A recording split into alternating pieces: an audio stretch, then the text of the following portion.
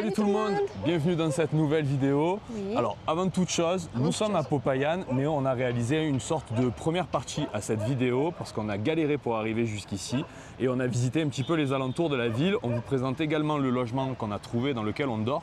Tout ça, c'est dans la vidéo précédente. Donc pour les personnes qui auraient juste cliqué sur celle-ci pour découvrir Popayan, voilà, sachez qu'il existe un petit complément dans notre précédente vidéo. Et le logement, on est content. Et le logement est très bien. L'emplacement n'est pas foufou. On est près de la gare routière. C'est pas une zone très touristique. Le soir, c'est pas foufou. On sent que voilà, un niveau d'attention et de vigilance peut-être un petit peu plus élevé dans ce quartier-là que dans le centre-ville historique de la ville. Donc, nous sommes à Popayan, une des plus anciennes villes de la Colombie, donc, qui a été fondée en 1537. Tout à fait. Par un conquistador, vous allez le voir à son architecture, hein, on est sur du colonial. Hein. On était sur un centre minier d'importance. Ici, c'est une région minière et qui a toujours fait la réputation et la richesse de la ville. Et cette ville, elle a pour particularité d'être une des villes blanches. Il en existe plusieurs en Amérique latine. On a déjà eu l'occasion d'en visiter une très belle à Arequipa au Pérou, qui est une des plus belles villes blanches, mais également en Bolivie, à Sucre, qui est magnifique. Ces villes-là étaient blanches pour des raisons. La raison principale, c'est que la roche qui était extraite des carrières tout autour, principalement de la roche volcanique, était blanche, avec des teintes parfois un peu vert cuivré. Et ça donnait ce ton-là à la ville. Ici, c'est pour une toute autre raison, une anecdote un peu drôle, et on va commencer par ça. Donc je te laisse expliquer pourquoi la ville est blanche. Ici, la ville est blanche parce qu'elle est recouverte de chaux.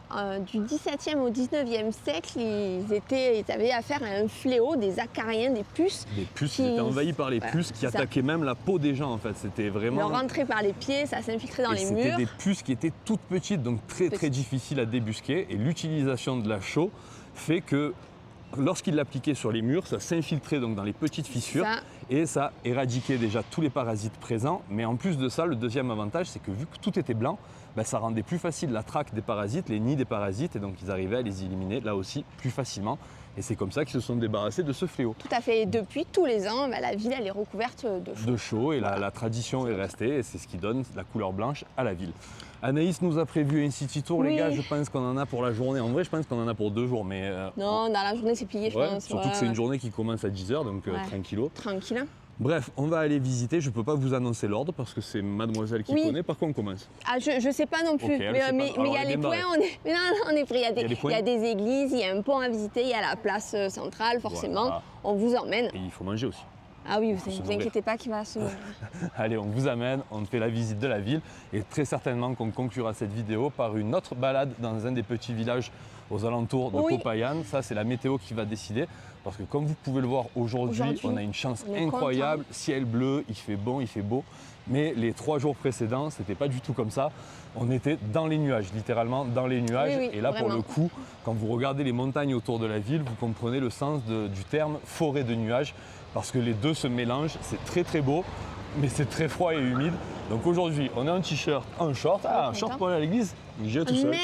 Bon, tu rentreras tout ça. Les dernières petites anecdotes, 17 des présidents colombiens sont nés à Popayan. Voilà. Beaucoup de scientifiques et de poètes aussi. Cité d'élite. Exactement. Qui est la capitale du Cauca également.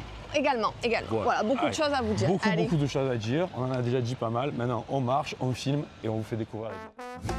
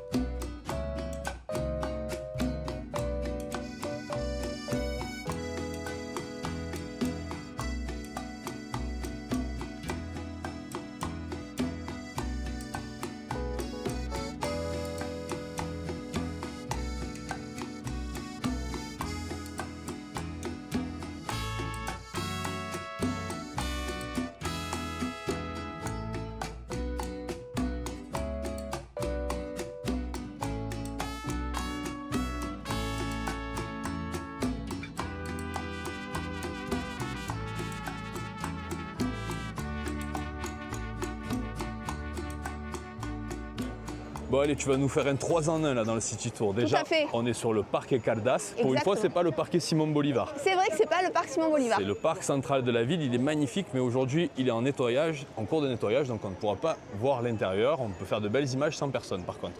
Allez, à toi de nous présenter le premier monument. Alors derrière moi, attention, c'est la Torre del Reloj. Très bien, elle a un peu de mal avec la rota, mais ça commence à rentrer.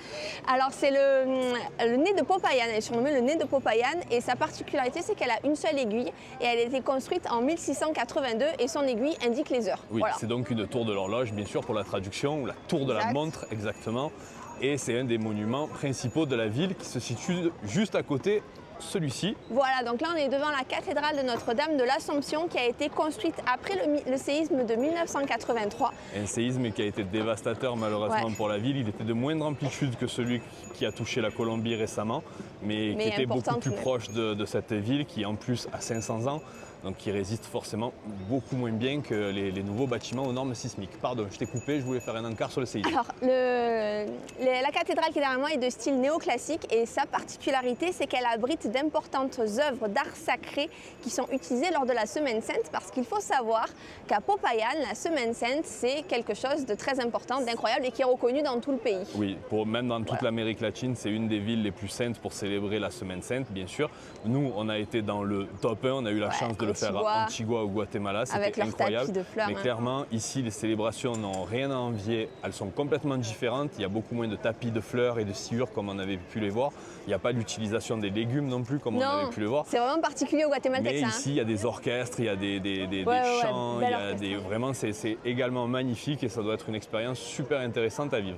Sur ce, tu vas te trouver un petit banc pour m'attendre. Je vais rester là pendant regarde, il y a que plein tu de nous fais mamies de des papy images. derrière. Allez, va t'asseoir, moi je vais visiter l'église, t'apprendras à pas mettre pantalon. Otra vez, esperando otro camión. Ya llovió y llegó una oscuridad. Yo sentí que algo pronto iba a cambiar, que con el atardecer el sol saldría otra vez y me puse a pensar. Esa vez con su mano en mi mano, sentado a su lado, el sol como bronce en el cerro del Tepeyac. Paleteros y ambulantes se escuchaban gritando, pero nada me pudo distraer de su lindo mirar. La ciudad que nos dio ese encuentro se iluminó con nubes y smog todo el alrededor. En sus ojos lucían los colores como un reguilete, en su cara una sonrisa de amor que nunca acabará.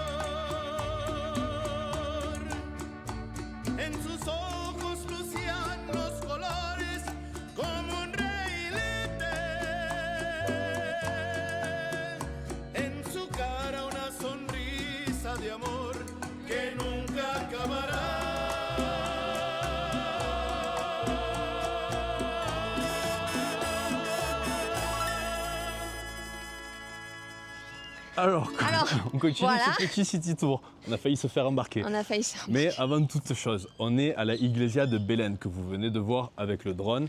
Et c'est une des plus anciennes de la ville. Elle a été construite en 1619. À 1680. 1680. Oui, la plus Heureusement qu'elle est ancienne, là c'est pour la le city tour. toute petite que vous avez certainement vue dans les images. C'est une des églises les plus importantes de la ville et en plus elle est super sympa parce qu'elle est sur une petite colline en hauteur. Donc elle offre une vue panoramique sur la ville et je pensais que c'était le bon endroit pour faire décoller le drone. Sauf que j'ai pas passé 5 minutes en l'air qu'est arrivée une moto de police directement sur nous. 2 policiers. Donc je pense qu'il y a des détecteurs de drones dans la ville ou alors peut-être qu'il y avait une caméra de surveillance. Ouais, on sait vraiment pas comment ils ont fait. En tout cas, ce qui est sûr, c'est que s'ils veulent nous trouver, ils nous trouvent. Ouais, voilà. On sait qu'ils venaient pour nous, ils nous ont pas vus par hasard en passant, ils sont vraiment arrivés pour ça. Et en fait, ce qui se passe en ce moment, depuis l'élection du nouveau président qui a déclaré la guerre à tous les groupes armés dans le pays, les groupes armés, les FARC et leurs descendants, utilisent des drones pour faire des attaques, un peu comme en Ukraine et en Russie actuellement, des drones FPV qui sont utilisés pour faire des attaques. Donc la population est un petit peu effrayée déjà de par ça. Et des dispositifs de détection de drones ont sûrement été installés dans les villes. Et clairement, on a failli se faire soulever bien comme il faut. Oui, heureusement, on est tombé sur 2 gars plutôt sympas, corrects. Non, mais il faut le souligner, Ils nous ont demandé nos passeports. On ne les avait pas sur nous, mais bon, comme je leur ai expliqué la dernière fois que je suis venu dans votre pays, mon passeport, je me le suis fait voler à la machette. Donc maintenant, il reste tranquillement dans la chambre et en sécurité. Donc ça, ils ont été compréhensifs là-dessus. Ils ont juste récupéré notre identité avec les photos des passeports qu'on a sur nos téléphones. Ils nous ont pas demandé d'argent. Voilà, si vous posez la question, il n'y a vraiment rien eu. Pas de corruption, pas de backchiche, rien. Il a demandé à la radio quelle attitude il devait avoir, qu'est-ce qu'il devait faire. Finalement, ils nous ont juste expliqué qu'autour des commissariats, désormais, c'était interdit jusqu'à 2 km à la ronde et que là, il y avait un commissariat juste en bas, donc absolument interdit parce que c'est les commissariats qui sont principalement pris pour cible par les attaques de drones. Et du coup, on va se calmer sur le drone dans Popayán. On espère que les 4 ou 5 images, parce que j'ai vraiment pas fait beaucoup de temps avant qu'ils arrivent, auront suffi à vous donner un petit peu la vue de la ville et dans son ensemble. Mais on ne va pas insister plus, on le fera voler quand on sera dans les campagnes, quand on sera dans nos prochains pays, en Équateur, au nord Pérou. On va essayer de le garder et de ne pas le céder aux forces de police colombiennes, le drone. Donc on vous prévient, si vous voyagez actuellement en Colombie, alors surtout dans cette région, je pense. Hein. Il nous a dit que c'était particulièrement dans la région du Cauca, parce que c'est là où la guerre va être probablement le plus intense et que là où il y a le plus de groupes armés. Mais voilà, si vous voyagez en Colombie sur l'année 2026, potentiellement l'année suivante, on ne sait pas encore, mais bon, pour l'instant, cette année en 2026, déjà, vous aurez des difficultés à rentrer avec votre drone. Ça, on en parle dans la première vidéo qu'on a fait sur la Colombie.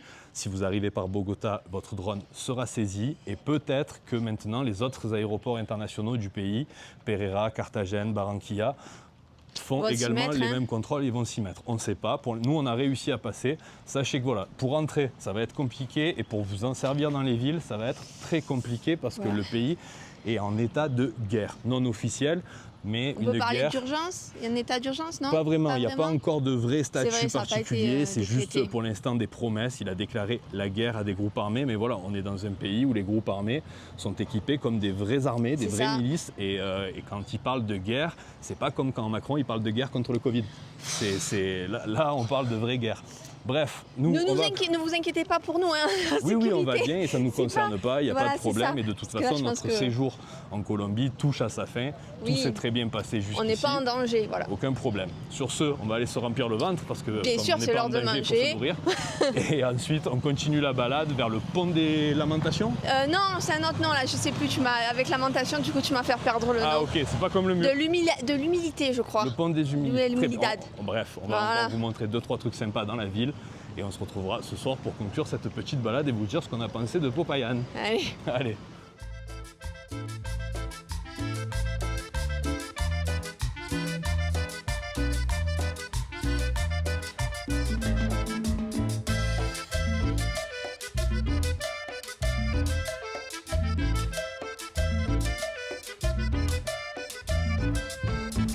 Tengo un amorcito que siempre me habla bonito, pero ya no puedo verla este mes.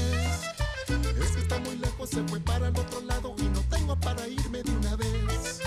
No sé el domicilio ni el nombre del estado y se me hace muy difícil en inglés. Pero yo le mando mensajitos, que vuelva conmigo otra vez. Pero yo le mando mensajitos, que vuelva conmigo otra vez.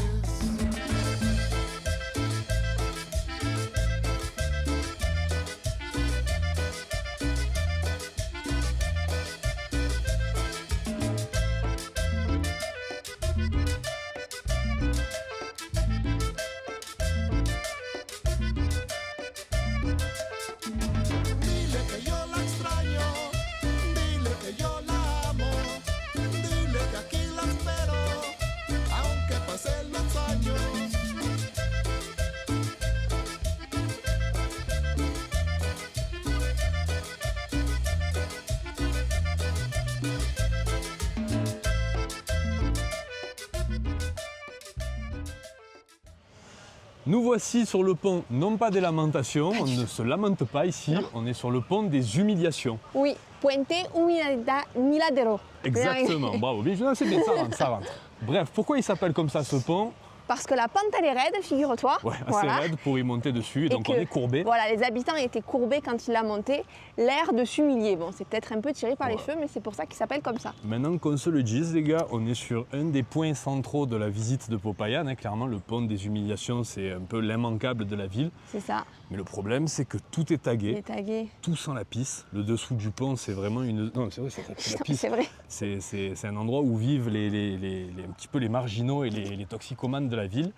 Et c'est dommage parce que l'endroit est sympa, le pont est historique, magnifique, on dirait presque un aqueduc chromé, je vous le montre encore, alors, il est juste en face. Un pont à 11 arches, tout à fait, en briques, construit dans le but de relier le centre-ville au quartier Bolivar. Parce que figurez-vous que le parc populaire ne s'appelle pas Bolivar, mais que le quartier, lui, s'appelle Bolivar. Il est quand même là, toujours là, Bolivar. S'il n'est pas sur la place centrale, il sera dans un quartier, une tour, un bâtiment, peu importe. Tout à fait. Bref, on trouve ça un petit peu dommage que ce ne soit pas un peu plus préservé et mis en avant.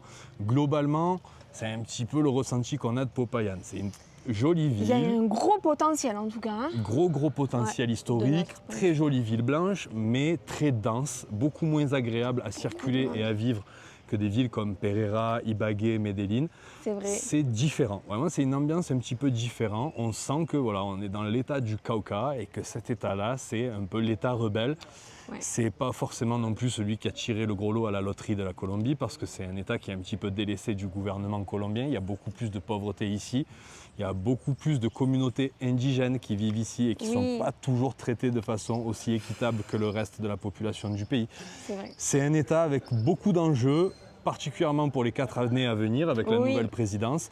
Et c'est un État qui est aujourd'hui en état de guerre. Alors comme on vous le disait tout à l'heure, c'est une guerre contre des groupes armés, ça ne nous concerne pas nous, on ne ressent pas la violence au quotidien dans les rues, on ne le voit pas. Bien sûr, il y a beaucoup de tags anti-nouveau président, anti-Abelardo. Clairement, lui, il en prend plein la gueule dans cette ville. Mais on ne ressent pas non plus de tension particulière ici. C'est vraiment juste qu'on est dans un État qui est un petit peu en opposition avec le gouvernement actuel et on sent que la population est un petit peu plus stressée que dans les autres endroits. Sur ce, on va rentrer à l'hôtel, on va se poser au Airbnb, on va prendre une douche, se changer sûrement parce qu'il fait très chaud aujourd'hui. Et on ressort en fin d'après-midi pour aller sur une ancienne pyramide précolombienne. Alors ça c'est pour toi du coup, hein? Ça c'est pour moi. Alors pour le coup les gars, ne vous attendez pas à avoir une pyramide comme les pyramides d'Égypte avec des pierres, pas du tout. Tout a été recouvert de terre et le temps, l'érosion et les siècles passés font qu'aujourd'hui ce n'est plus qu'une colline, mais en dessous c'était une pyramide, ça a été agencé par la main de l'homme et c'était fait par les peuples et les ethnies qui vivaient ici avant l'arrivée des conquistadors espagnols. Nous, on va monter là-haut. Pourquoi? Parce que comme on ne peut plus faire voler le drone, il faut bien qu'on trouve un endroit un petit peu en altitude pour vous faire des plans de la ville dans son ensemble. Et c'est le point le plus haut, c'est là où tout le monde va pour le coucher de soleil. Donc ce sera le dernier point de la visite. Demain, on ira balader à l'extérieur de la ville. Sûrement que là-bas, on pourra faire voler le drone dans la nature, ce sera plus sympa. Et puis je pense que vraiment, on a fait le tour de la ville. Oui, non, la ville, ça y est. Vous voyez, dans la journée, c'est réglé. Je ne vois pas ce qu'on pourrait faire de plus. Et clairement, c'est pas forcément la ville que je recommande. D'ailleurs, on se faisait la réflexion avec Anaïs, on a commencé le City Tour à 10h du matin, il est 14h, on n'a pas croisé un seul étranger de la journée. Donc on va voir, on continue. Dans tous les cas, on se retrouve à la pyramide de Tulcán et on se retrouve tout à l'heure.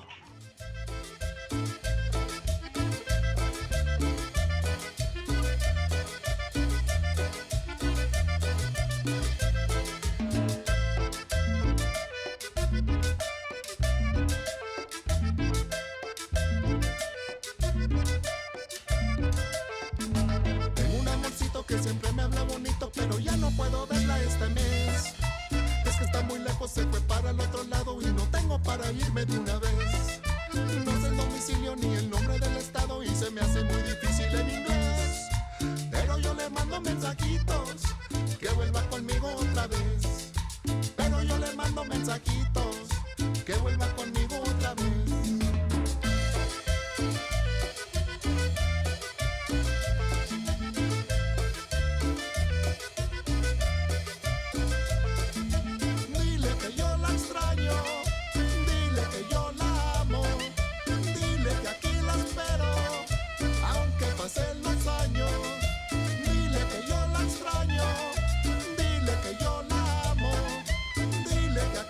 Pero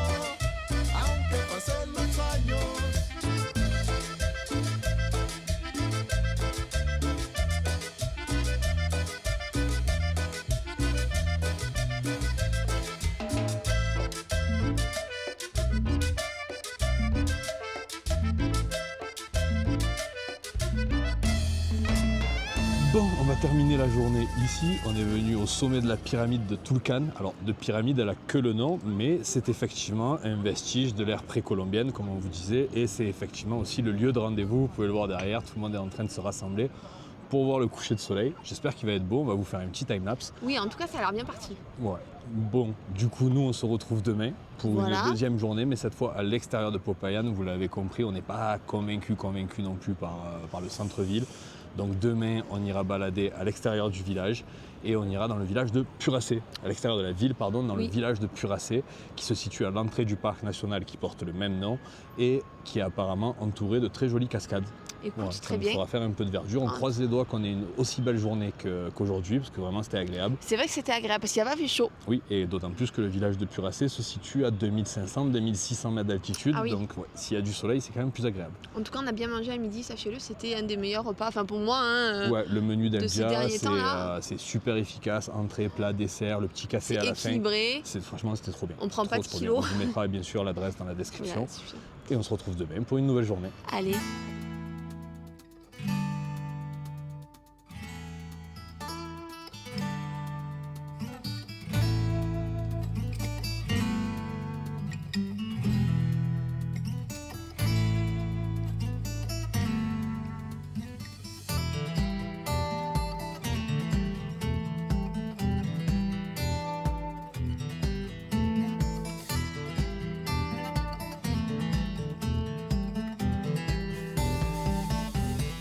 Allez, c'est parti, nouvelle et dernière journée. On s'extrait Oui. de la ville aujourd'hui, on part dans le village de Puracé.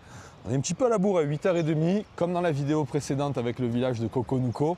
On vous recommande de partir un peu plus tôt, profitez en Colombie pour les lève-tôt.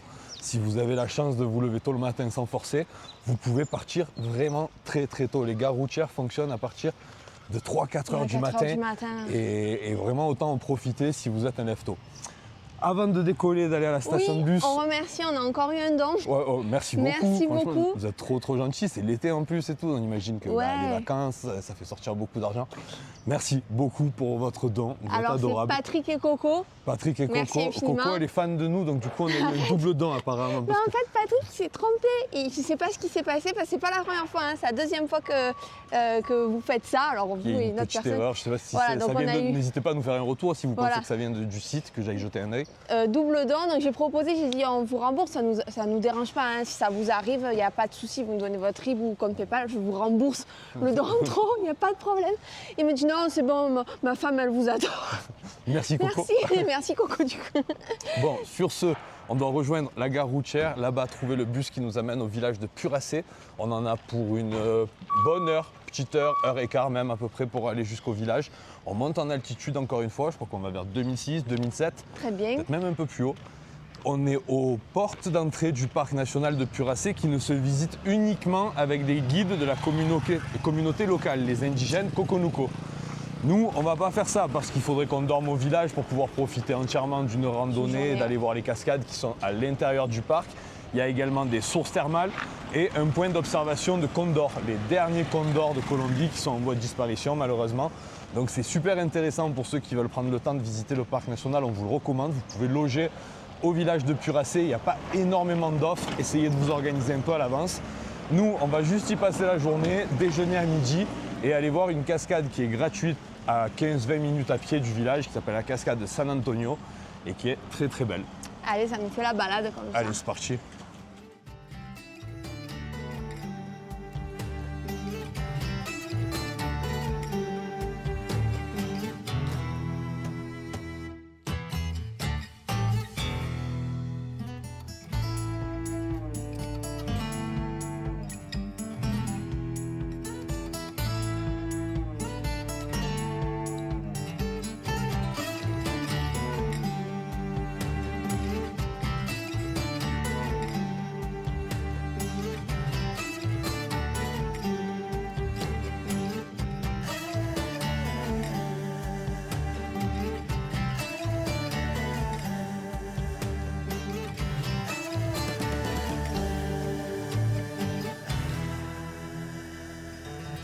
On vient d'arriver dans le village de Puracé. Oui. Le trajet est nickel, ça a duré une petite heure, la route est magnifique. C'est beau. Et on va vous faire une petite confidence. Qu'est-ce que tu me fais comme compliment? Entre l'introduction qu'on a tournée ce matin et le réel moment où on arrive dans le village, il s'est écoulé 2 jours, les Oui. gars.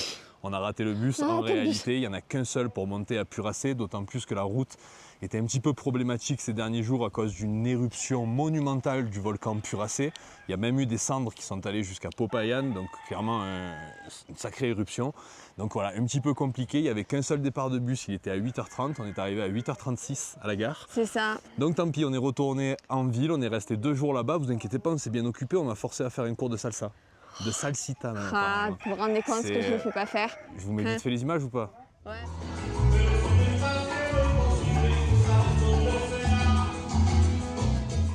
Ouais, bah c'est Patrick et Coco qui régalent au cours de salsa. Merci les Voilà, gars, du coup. merci à vous pour l'humiliation. Je me suis régalé, ça a duré 1 heure. Et effectivement, ma mère a raison, j'ai les manches à balai dans le... Ah, ça dans les va, derrière. ça se fait. Bref, vous le voyez derrière moi, le village, il est tout petit. On va le filmer un petit peu avec le drone tout à l'heure. On a un peu peur maintenant d'utiliser le drone, vu comment on Ah, s'est fait avoir en ouais, centre-ville. Mais je on fait pense pas les qu'ici, malins. en campagne, ça devrait aller.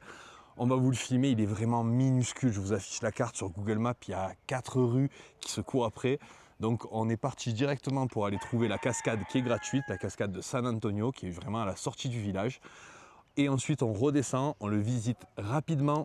Pourquoi? Parce que 14h, c'est notre dernière heure limite pour pouvoir retourner à Popayan. C'est ça. Le village de Puracé est un petit peu moins accessible que celui qu'on vous a présenté dans la vidéo précédente, le village de Ah oui. Coconuco. Rien à voir. Hein. C'est la même communauté indigène qui vit ici, les Indiens Coconuco. Ils sont les garants de ce territoire qui est sacré pour eux. Si vous voulez aller plus haut dans la montagne pour faire des randonnées sur le volcan ou pour aller voir les sources thermales, il faut être accompagné d'un guide local de la communauté Coconuco. La seule cascade qui est accessible gratuitement et sans guide, c'est celle que l'on va vous montrer aujourd'hui. Et ensuite, on redescendra dans le village faire quelques plans, manger rapidement. On croise les doigts qu'il y ait quelque chose d'ouvert pour manger. Hein. S'il n'y a rien, on mangera à Popayan, c'est pas Ah grave. oui. On privilégiera le retour en priorité, de trouver un véhicule pour rentrer. Et ensuite, on mangera s'il faut. Dans tous les cas, ça fait du bien de sortir un petit peu de la Ouais. ville, qui est quand même un peu étouffante. Popayan, Ok. même si elle n'est pas très grande. Et la nature est très très belle ici. On a de la chance, on a du soleil, il n'y a pas trop C'est de vrai, vent. c'est Alors, vrai. allons profiter. Allons marcher un peu. Allez, c'est parti.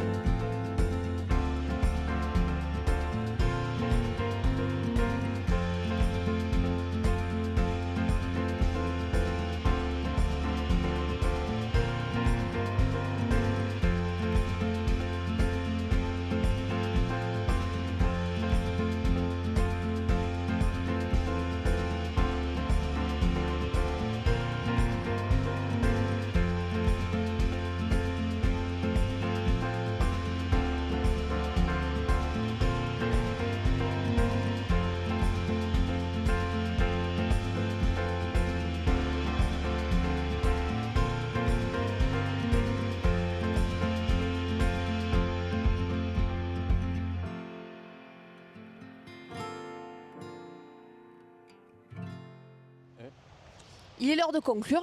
Ouais, on va débriefer d'abord le village où on se trouve, celui de Puracé. Pas facile d'accès parce que forcément il n'y a qu'un bus, même si le trajet lui est très court, ça dure qu'1 heure. C'est quand même une petite logistique de venir ici à la journée. Peut-être qu'en passant la nuit, encore faut-il qu'il y ait un endroit où la passer. Oui, c'est ça. On n'a pas repéré d'auberge particulièrement, c'est un tout petit village, il y a l'église, il y a la placette, il y a 2 rues et beaucoup d'habitations des particuliers, mais on n'a pas repéré de logement touristique. Donc on ne sait pas si c'est possible, je regarderai peut-être sur Google, je vous afficherai un nom, s'il y en a, je vous le mettrai dans la description. En tout cas, c'était vraiment agréable. La cascade, elle est magnifique et elle est hyper accessible. Il y avait 10 minutes de marche depuis le village pour venir la voir. On est tout seul. On est seul. Il y a quelques monsieur paysans qui travaillent dans le coin, qui sont passés avec les chiens et avec les vaches. Mais je veux dire, il n'y a pas d'autres touristes, il n'y a pas d'autres étrangers, même colombiens. Bon, on est en semaine aussi, donc forcément, c'est un peu plus calme. En tout cas, c'était vraiment cool de venir prendre un peu le verre ici, de s'aérer, de sortir de la ville de Popayan, parce que Popayan, c'est pas une déception, je suis content de l'avoir vu, je l'avais raté il y a 10 ans, j'avais choisi de passer à côté sans m'y arrêter. J'avais envie de voir cette fameuse ville blanche et je trouve que c'est un petit peu dommage parce qu'elle a un potentiel incroyable cette ville. Ça c'est indéniable. Hein. Elle est belle, elle a centre 500 historique. ans d'histoire, elle est remplie de monuments religieux, Ah oui, oui. Elle a une architecture coloniale qui est magnifique. L'emplacement est incroyable si vous aimez la nature, les volcans du Puracé juste à côté, les villages que l'on vous a montrés dans cette vidéo et dans la précédente sont trop bien pour venir passer une journée ou deux et faire des activités sportives en plein air. Il y a un potentiel incroyable, mais on sent qu'au niveau gouvernemental, fédéral ou régional, il n'y a vraiment rien qui est fait pour développer le tourisme et forcément les touristes boudent un petit peu cette destination et c'est un cercle non vertueux on va dire parce que rien n'est fait pour attirer le touriste, les touristes ne viennent pas donc on les attire encore moins et c'est dommage parce que je pense que ça pourrait développer toute une économie ici dans une région, dans une partie de la Colombie qui n'est pas la plus riche et qui aurait un intérêt positif à le faire. Alors maintenant j'entends qu'il y a des problèmes de sécurité avec les FARC, avec les groupes armés, qu'il y a un travail à faire en amont mais nous on était dans la ville de Popayan pendant toute la semaine, on n'a pas ressenti d'insécurité particulière, on sent qu'il y a une pauvreté un petit peu plus grande dans la ville et qu'il y a une précarité un peu plus grande. Donc forcément, quand on sort la caméra, ça attire un peu plus le regard. Mais il nous est rien arrivé. On a rencontré que des personnes sympas qui sont fiers d'habiter cet état-là et qui aimeraient qu'on le connaisse un peu plus et le faire connaître un peu plus. Donc on était content de faire quand même ces 2 vidéos sur Coconuco, sur Popayan et sur ce petit village. Peut-être que ça vous donnera envie d'y passer. Sachez que c'est vraiment un endroit incroyable pour tout ce qui est activité en plein air. Nature, c'est magnifique. Et ça reste la Colombie, les gens sont adorables. Mais pour vous donner un exemple, qu'on voit que la ville elle est délaissée, il n'y a pas de McDonald's alors qu'elle est aussi grande que Pereira et il y a plein de choses qui ne sont pas mises en place, ils sont un peu délaissés eux aussi. Hein. Il n'y a pas vraiment de réseau de transport en commun. Ouais, dans les autres villes, on a vu que c'était super beaucoup bien développé simple. avec des arrêts de bus numérotés, des lignes de bus officielles, des grands centres commerciaux. Alors on ne va pas faire non plus l'apologie des centres commerciaux. C'est pas la question, c'est juste pour vous donner. Voilà. C'est un confort supplémentaire pour les gens qui vivent ici, c'est un plaisir. Elle a dit McDo, c'est une aberration, c'est le truc le plus dégueulasse du monde. Oui. Mais quand vous avez 16-17 ans et que vous voulez aller manger un bout avec votre copine après avoir fait un cinéma, vous êtes content d'avoir un McDo. Nous, parfois, après 15 heures de bus, on est content d'avoir un McDo. Et c'est une praticité, un confort que les gens de cet état-là n'ont pas. Et c'est dommage, vraiment c'est dommage. Et j'espère pour eux que le gouvernement actuel, même s'il est très critiquable, ou peut-être les prochains, feront en sorte de développer un petit peu plus cet endroit et vous donneront envie de venir le découvrir et que ces vidéos que l'on a faites y participent. Ouais, parce qu'on les sent un peu à l'abandon. Voilà. Voilà. Sur ce, on vous remercie d'avoir suivi cette vidéo. Dans la prochaine, on repart dans un état qu'on a déjà fait, dans le même état que celui où se trouvait le désert de la Tatacoa. On va à San Agustín. San Agustín, c'était ma destination préférée en Colombie. Pourquoi ? C'était parce que déjà c'était il y a 10 ans et que forcément ça a peut-être un peu changé, donc on va voir comment c'est aujourd'hui. Mais c'est surtout qu'avec le voyage qu'on est en train de faire depuis 3 mois et tous les endroits qu'on découvre comme Jardine, comme Jéricho, San Agustín a de la concurrence maintenant. Donc je me prononcerai à la fin du séjour en Colombie sur vraiment l'endroit que j'ai le plus adoré et préféré de ce pays. Mais San Agustín fut le précédent et je me dis que toi tu découvres et vous faire une belle vidéo là-bas. Allons voir alors. Merci d'avoir suivi cet épisode et on se retrouve la semaine prochaine, pour une nouvelle vidéo. Salut. Ciao, ciao.